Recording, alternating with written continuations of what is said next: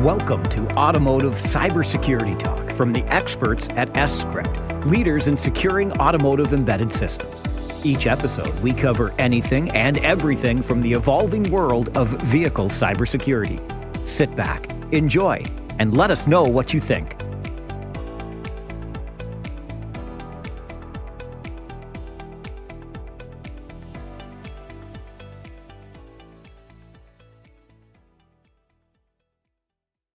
Hello, everyone. Welcome to the Automotive Cybersecurity Talk podcast. My name is Carina, and I'm really excited to be your host for this episode. I have been working with S-Script for more than 10 years now, and while working in several departments, I have witnessed quite a huge growth in the importance of security, especially in automotive ECU design. One of these hot topics I observed in the industry that is still coming up is how to secure the boot mechanism of an ECU.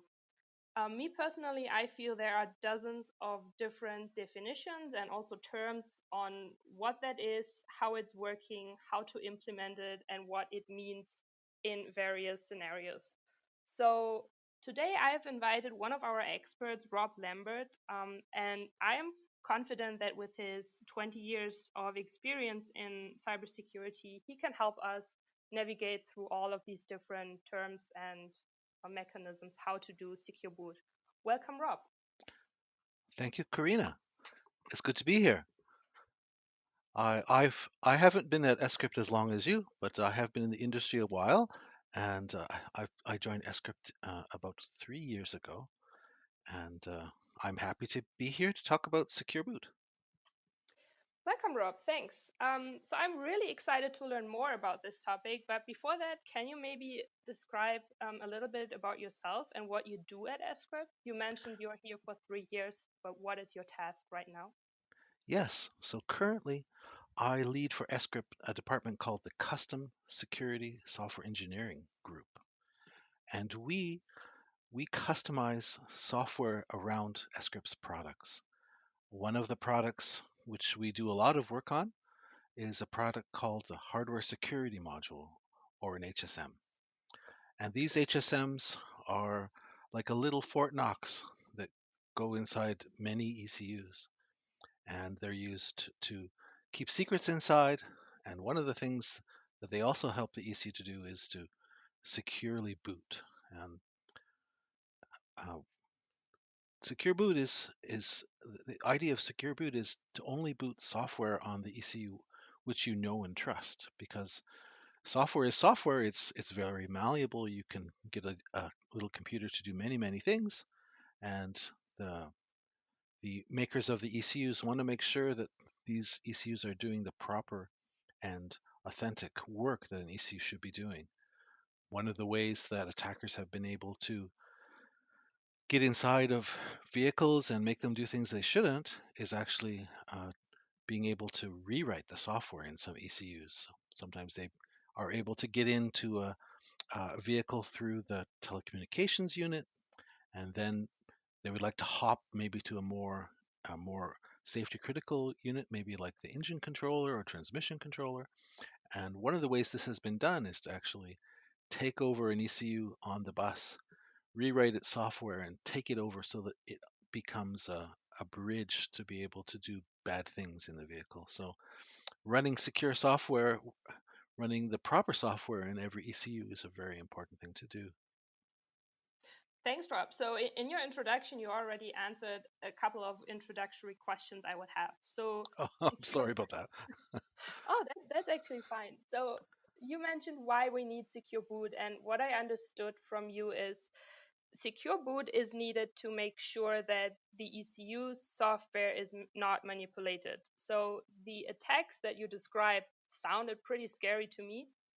But if I can ensure that with this secure boot mechanism that the software on the ECU cannot be changed, it will help me to build the security of my system.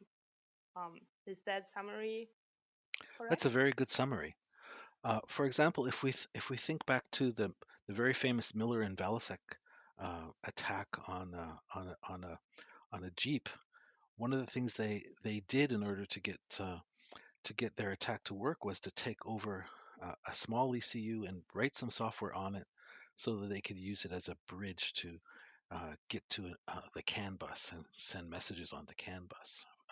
They were coming from a telecommunications unit, and they were able to rewrite some software on this small unit and use it as a attack bridge into the system. So if there had been secure boot on that small ECU, they would never have been able to take it over and make it do things that it wasn't designed to do. Uh, Attackers can be very creative people. If they can actually uh, make an ECU do something which it's not supposed to, they have a lot of freedom to make the vehicle also do things which it's not supposed to. So making sure that the software that you run is the software that you want it to run is very important. You mentioned that the telematics unit was hacked first. So is secure boot something I should consider for all of my ECUs, or is it only relevant for certain type of ECUs? I think that it's becoming relevant for more and more of the ECUs in the vehicle. In the telematics unit, it's they may be like a larger computer that you're using, and those units may do secure boot in a slightly different way, but still, it's very important that the software that's running there is the software that you want it uh, to want to run there. And the reason for that is that's typically the first entry point that an attacker coming in through some communications channel, maybe a cellular channel or maybe another radio channel. That's the very first entry point into the vehicle typically. So you want to make sure that you lock the front door of the vehicle. You don't want to leave that open. And in fact, in the case of the hack that we just described, something that was left running on that telematics unit was a debugger, which is really problematic because that debugger was there and able to be used uh, for things which should not happen in the production vehicle. So yeah, it's important that you secure the software in the telematics unit, but also it's pretty clear that it's pretty important to secure the software that's running on safety critical ECUs, such as the engine controller or the transmission controller or the brake controller or the airbag controller. It's pretty evident that having the right software running on those components is important.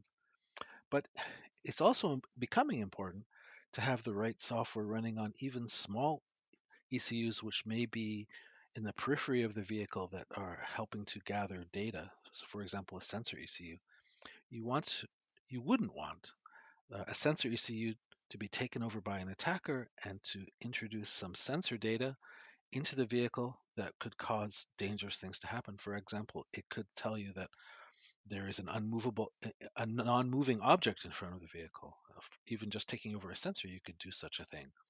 So it's starting to be the case that it's important to secure the software to make sure the software in every ECU is authentic. Thank you. That makes a lot of sense. So, if I design a vehicle, I should make sure that in an ideal world, I have secure boot on every ECU, even for small sensors.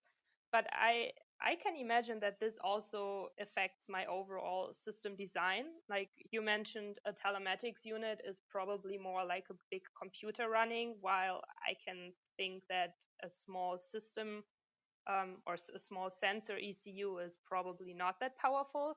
So when we talk about secure boot, is it even feasible to implement this on all these different types of ECUs and different performance level? Well, I think that it is possible to perform secure boot or authentic software checks on many ECUs of different types. Um, but there's typically different kinds of facilities available to help you do that. So maybe in the telematics unit, this might be a microprocessor unit, and a microprocessor unit might have uh, a means of secure boot that's using, for example, uh, signatures over pieces of software. Now, typically the signatures are over a small initial piece of software, and you can think of Secure Boot as kind of like a multi-stage rocket. You want to get the rocket securely off the ground, so you first secure the initial stage of the rocket. So that typically is called a boot manager or boot loader sometimes. And even in the telematics unit, you would want to secure that very first part of the rocket's takeoff. Uh, in a microprocessor, this is often done by checking an RSA signature directly. Uh, Typically, the signature is made on a small piece of software that begins the work of the say the telematics unit of say the infotainment unit I'm thinking about, and then and that's done by checking by having the hardware put the microprocessor in a mode where that signature is checked, and the actual public key that is associated with the signature is also checked. Because those signatures are those public keys are usually fairly long. Often only a hash of those public keys are stored in maybe fuses on the microprocessor. And then now you have one small piece of software that's going to run on the microprocessor, and it's used to check, say, signatures on higher level pieces of code that will run in the microprocessor. So that's one way that it might be done on a large microprocessor based system. And then on smaller ECUs, there are other ways that it might be done. Often this is done using the HSM facilities itself. Wow, thank you, Rob. That was a lot of information. So, just to make sure I got everything right, I really liked the idea of a rocket launch for secure boot. So, what you said was when you launch a rocket, you secure the first stage, and then once this is running successful, you can take care of the rest of the system. I never heard of this picture before, but I really do like it because I think it makes a lot of sense. So you don't have to tackle the whole block of software at once, but you start with a small piece and then you build from there. What I also understood is you mentioned in all of your solutions on the telematics controller, but also on the lower end controllers, that you should have a hardware um, function or support to secure the boot mechanism, right? So as a root of trust, maybe have that in hardware. That's right. I mean, it's always best to have that root of trust as a hardware component, and the reason for that is software is malleable and it can be changed. So if you only rely on the software on the ECU to check the software on the ECU, well, you're in a problem. Also mentioned that there are different ways, even on a microcontroller and controllers or systems that are not as powerful as a microprocessor, to have different ways on how to do secure boot.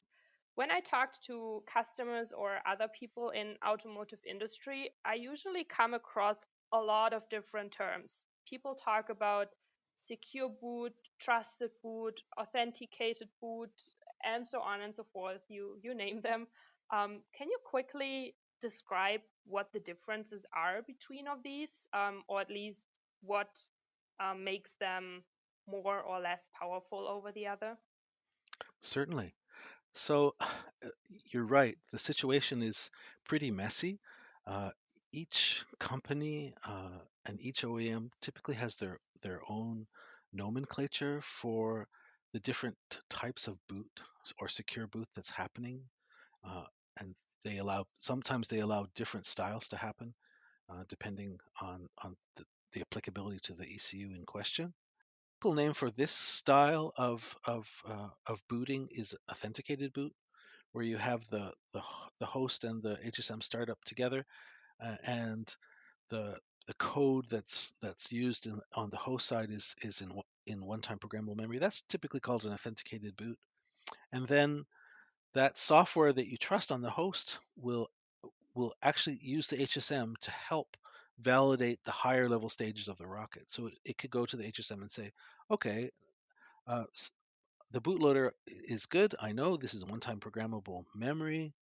And now I'm going to ask the HSM, can you please check, for example, this early stage of the application that I want to run, um, and check that to see if it has been modified or not. And the checking is actually happening in it's being actually requested by the host firmware, the host boot manager. Is this style where you start them both up and you have the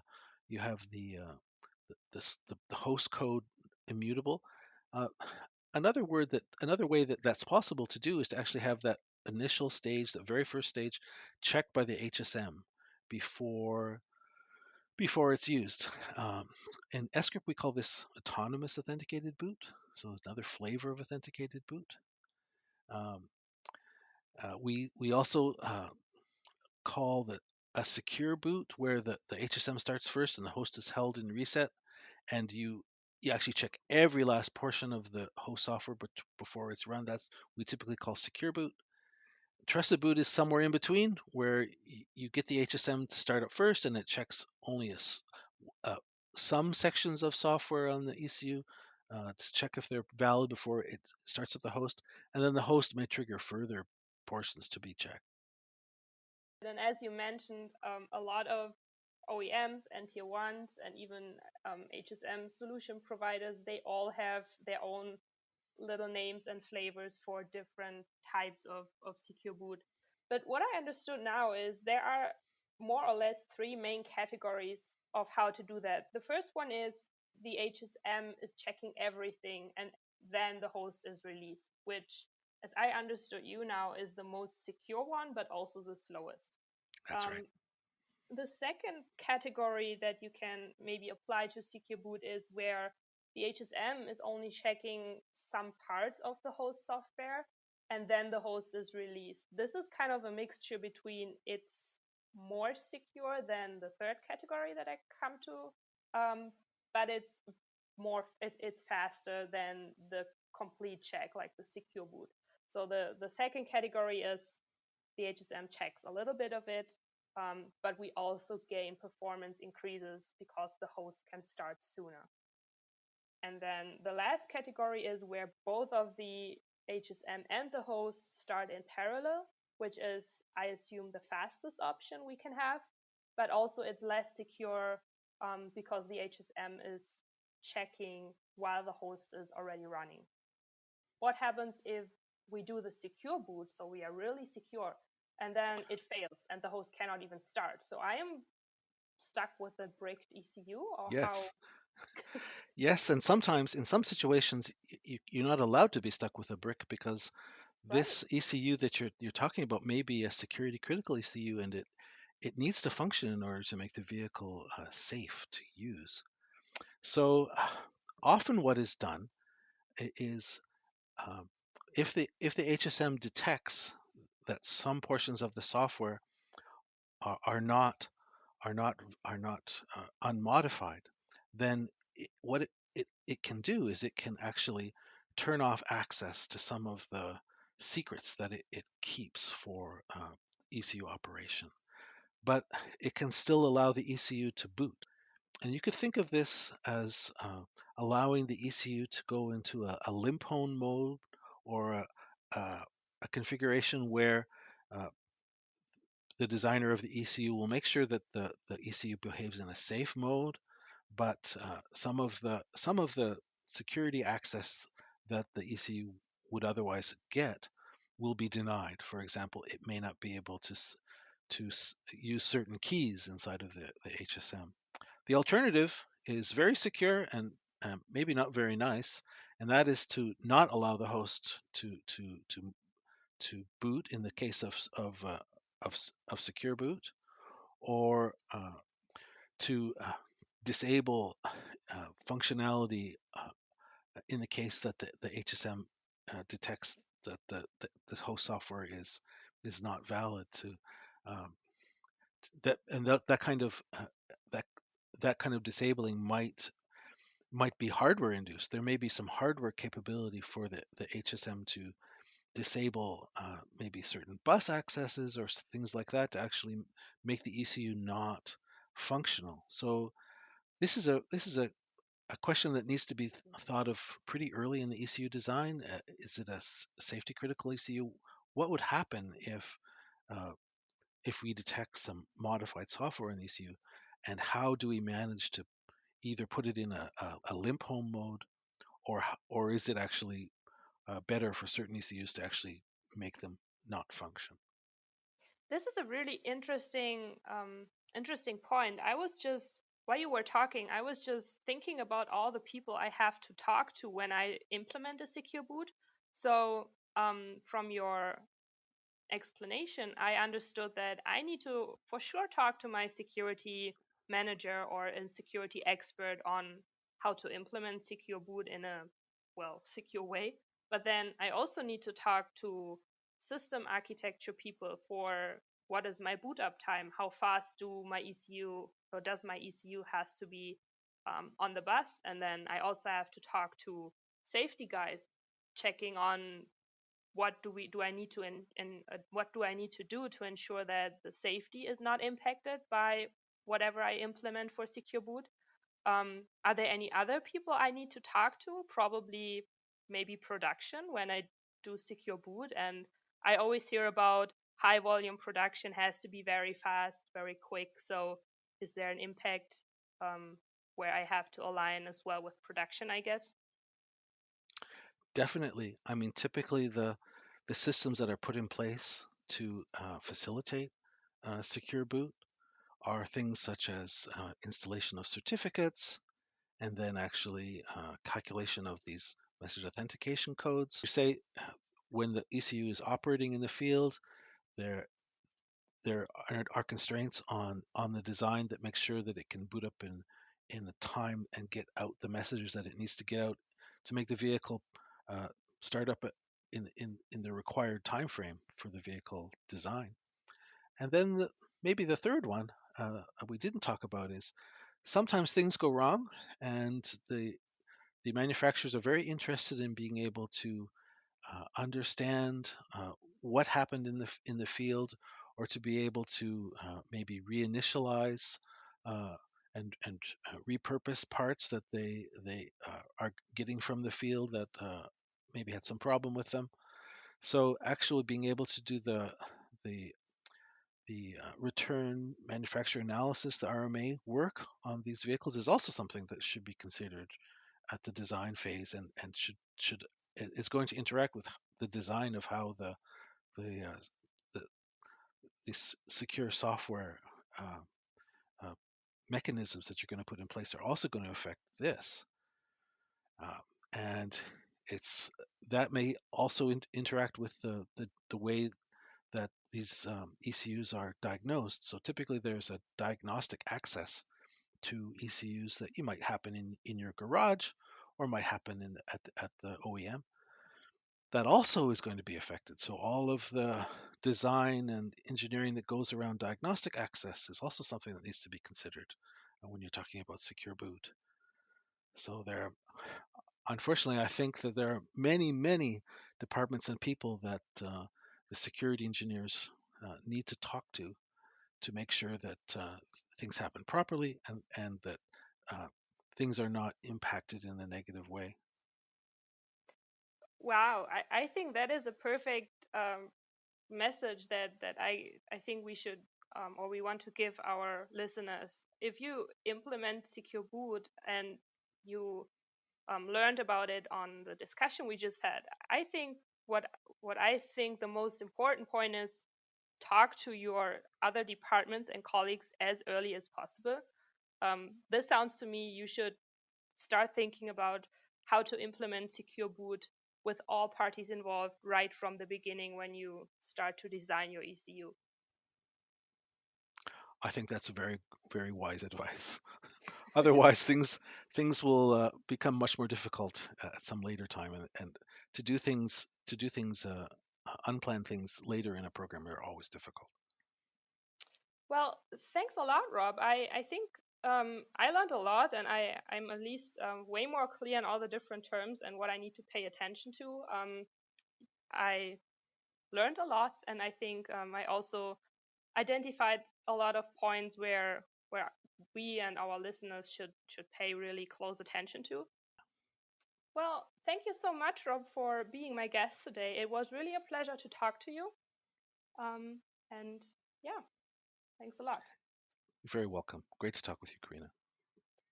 I also want to say a big thank you to everyone who was listening to us. And if you're interested in any further information on Secure Boot, I would like to point you to our website where you can find a dedicated webinar recording in the news and events section.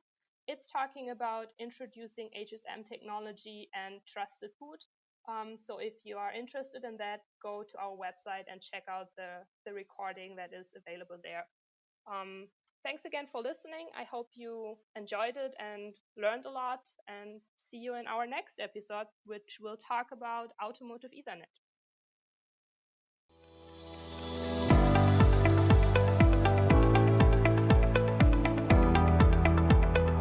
Thank you for joining this episode of Automotive Cybersecurity Talk. Please leave a comment or review with your feedback or what you'd like to hear in future episodes. To learn more about vehicle cybersecurity and S-Script's capabilities, visit our website at sscript.com. That's S-Script, ESCRYPT.com.